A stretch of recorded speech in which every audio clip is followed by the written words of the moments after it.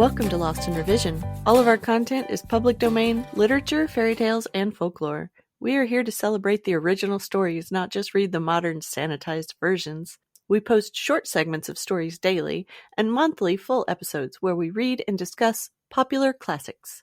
Come and find us on Patreon to listen to the full chapters early and without interruption. Our goal is to at least break even to cover our expenses, so any support that you can offer to help us reach that goal helps keep this podcast going and you entertained.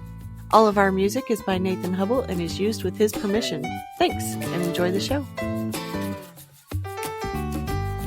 Chapter 1. The Cyclone. Dorothy lived in the midst of the great Kansas prairies, with Uncle Henry, who was a farmer, and Aunt Em, who was the farmer's wife. Their house was small, for the lumber to build it had to be carried by wagon many miles. There were 4 walls, a floor, and a roof, which made one room, and this room contained a rusty-looking cook-stove, a cupboard for the dishes, a table, 3 or 4 chairs, and the beds. Uncle Henry and Aunt Em had a big bed in one corner, and Dorothy a little bed in another corner. There was no garret at all, and no cellar, except a small hole dug in the ground, called a cyclone cellar, where the family could go in case one of those great whirlwinds arose, mighty enough to crush any building in its path. It was reached by a trapdoor in the middle of the floor, from which a ladder led down into the small, dark hole. When Dorothy stood in the doorway and looked around, she could see nothing but the great gray prairie on every side. Not a tree nor a house broke the broad sweep of flat country that reached to the edge of the sky in all directions. The sun had baked the plowed land into a gray mass with little cracks running through it. Even the grass was not green, for the sun had burned the tops of the long blades until they were the same gray color to be seen everywhere. Once the house had been painted, but the sun blistered the paint and the rains washed it away, and now the house was as dull and gray as everything else. When Aunt Em came there to live, she was a young, pretty wife. The sun and wind had changed her, too. They had taken the sparkle from her eyes and left them a sober gray. They had taken the red from her cheeks and lips, and they were gray also. She was thin and gaunt, and never smiled now. When Dorothy, who was an orphan, first came to her, Aunt Em had been so startled by the child's laughter that she would scream and press her hand upon her heart whenever Dorothy's merry voice reached her ears, and she still looked at the little girl with wonder that she could find anything to laugh at. Uncle Henry never laughed. He worked hard from morning till night, and did not know what joy was.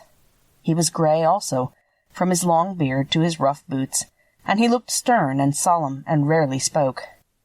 It was Toto that made Dorothy laugh and saved her from growing as gray as her other surroundings. Toto was not gray.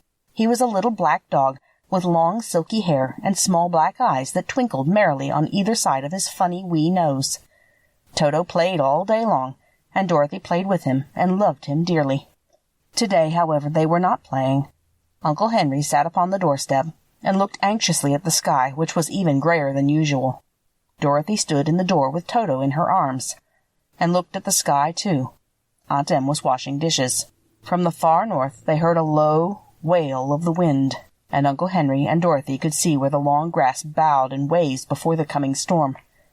There now came a sharp whistling in the air from the south, and as they turned their eyes that way they saw ripples in the grass coming from that direction also. Suddenly Uncle Henry stood up. "There's a cyclone comin', Em," he called to his wife. "I'll go look after the stock." Then he ran towards the sheds where the cows and horses were kept. Aunt Em dropped her work and came to the door. One glance told her of the danger close at hand. "Quick, Dorothy!" she screamed. "Run for the cellar!" Toto jumped out of Dorothy's arms and hid under the bed, and the girl started to get him. Aunt Em, badly frightened, threw open the trapdoor in the floor and climbed down the ladder into the small, dark hole. Dorothy caught Toto at last and started to follow her aunt. When she was halfway across the room, there came a great shriek from the wind, and the house shook so hard that she lost her footing and sat down suddenly upon the floor. Then a strange thing happened. The house whirled around 2 or 3 times and rose slowly through the air.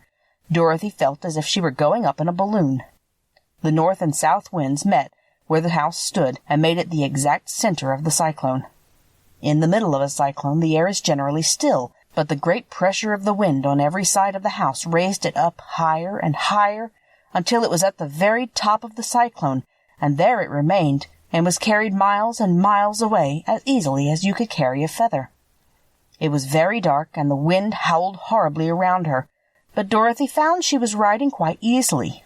After the first few whirls around, and one other time when the house tipped badly, she felt as if she were being rocked gently like a baby in a cradle. Toto did not like it. He ran about the room, now here, now there, barking loudly. But Dorothy sat quite still on the floor and waited to see what would happen.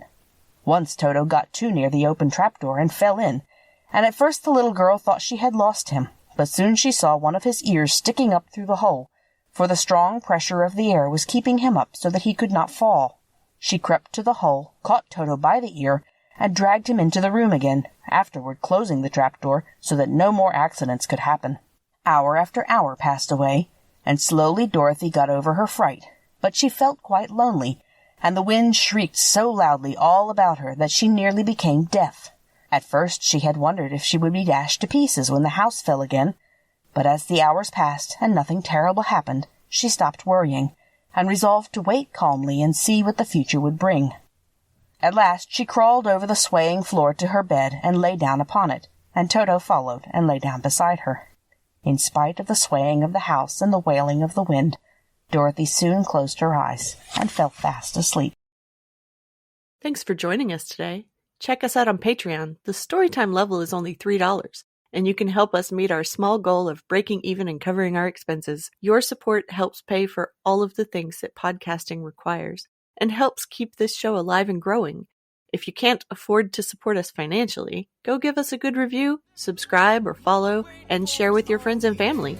Feel free to fact-check us and offer suggestions to make our show better for you. You can also send us an email at lostinrevisionpodcast@gmail.com. There's a lot more waiting for us all at the end of the road.